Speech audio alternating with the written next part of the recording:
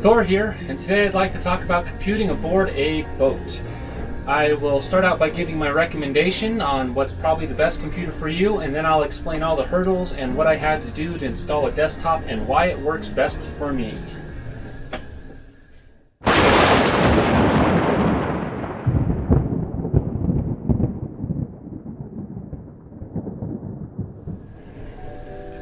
So to start out with, for most people I'm going to recommend a laptop. If you do not need a very high-end desktop, the laptop is going to be the best option for you. It's going to be the most convenient. You're not going to have to really sacrifice anything on your boat to have it, and it's just going to work probably the best for you. Now, if you are somebody who does need a high-end computer, you need something for video editing, you need something for video gaming and stuff like that. In my case, I do video editing, audio engineering, video gaming, and those are the primary uses I use my computer for. So those are the kind of things you use your computer for. A desktop might be an option for you, although I'm still going to say at the end of the day you're probably best off going with a laptop.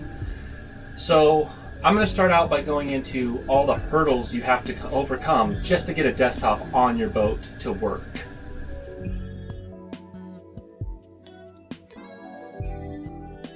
So the first big hurdle that you're going to have to overcome with putting a desktop on a boat is installing it. Most boats aren't designed to accommodate a desktop computer in any way, shape, and or form. So you may have to build a desk. In my case, I did have to build a whole desk in my boat to accommodate a desktop computer. Provided your boat has a desk, it's very likely you're going to have to modify that desk to fit the computer. Everything on this computer has to either be stuck down or bolted down.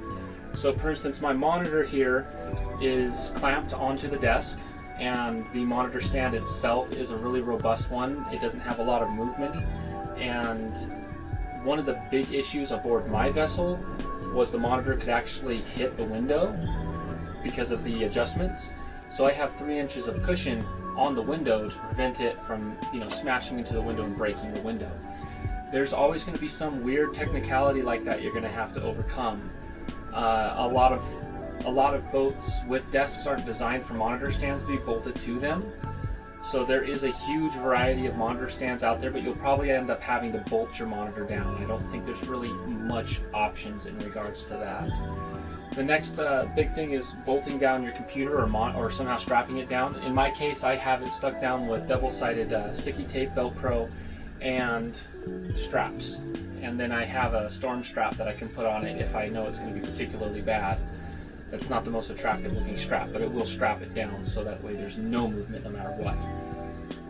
The other thing you have to secure are your peripherals, and that's a whole different technical field there too, but securing your peripherals. You can get different types of peripherals. So for instance, I just have a regular computer mouse, nothing special, nothing crazy. And when my boat rocks a lot, this computer mouse can slide off and fall down, and that can be a problem. They do sell different types of computer mice for desktops, and you can get the pads for them, so it's just like a laptop where you move your finger around. You can get they sell desktop joysticks, which are really cool. They have the mouse with the ball in it, so you can just have the roller ball on top and you just move your hand around like that on it. So there's a few different options in regards to how to actually secure your components down and get a stable setup, but in regards to mine, that's just kind of how I did mine.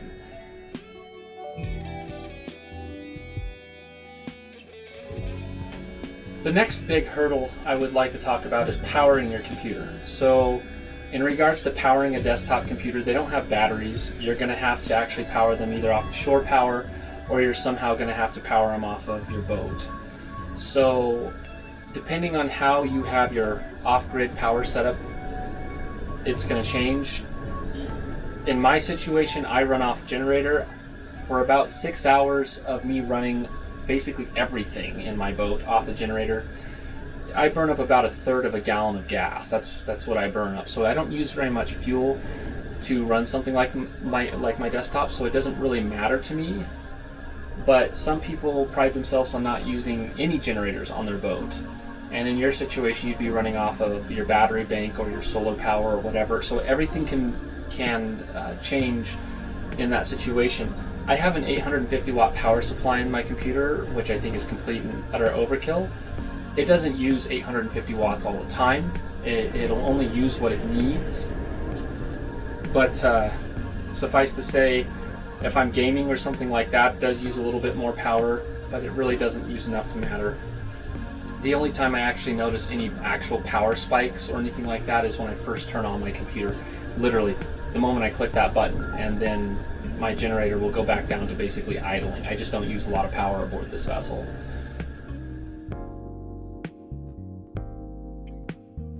The next big hurdle you have to overcome when you have a desktop on board a boat is going to be the style of desktop that you pick. You can't just use any tower aboard a vessel. So I have a horizontal tower, which means that my motherboard actually lays flat, and then all of the components that attach to the motherboard are vertical. And that means that there's very little stress from movement. So if my boat starts pounding while I'm playing, or I'm up on the dock and some really inconsiderate surf boat drives by and throws up a 6-foot wake and it throws my boat into the next boat over, there's not a lot of strain on the components on my motherboard, and everything stays seated fairly well. However, most high-end gaming or graphics computers are vertical towers, which means that the motherboard is actually up and down, and all of the components hang off the side.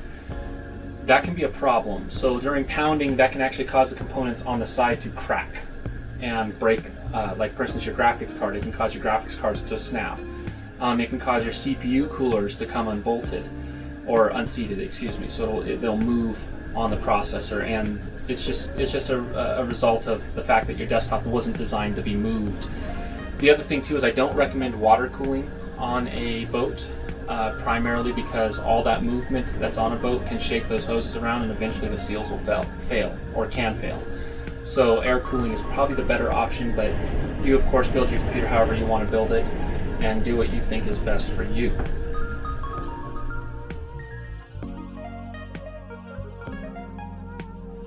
So getting away from the hurdles, I want to talk about the pros and why I ended up going with the desktop over a laptop. So for one, my desktop doubles as my entertainment system. My couch is on the other side here. That being the case, I can sit on my couch and watch my computer like I'm watching a TV, and the size of screen I use is about the same size a TV screen I'd put in a boat like this.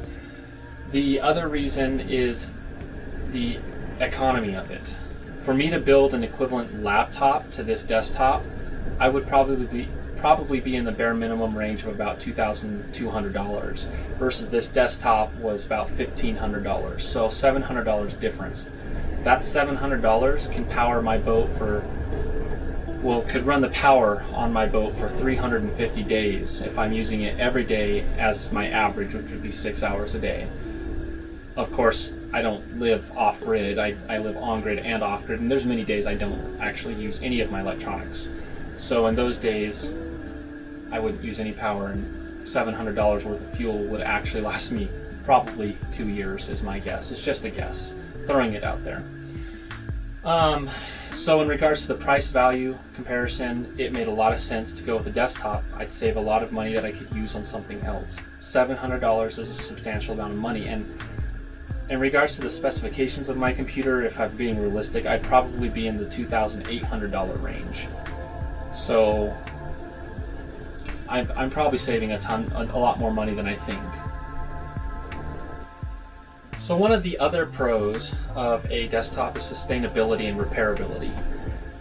So with a laptop, obviously once it becomes outdated, which eventually it will become outdated, you have to buy a whole nother one. With a desktop, that's not the case. I can replace individual pieces, and there will come a point in time where I have to replace a lot of individual pieces, but generally speaking, I won't have to replace everything. The other thing is repairability. So if you have your laptop and it gets wet, let's say you get some water in a keyboard, you spill your drink and it gets on the keyboard and it ruins the keyboard.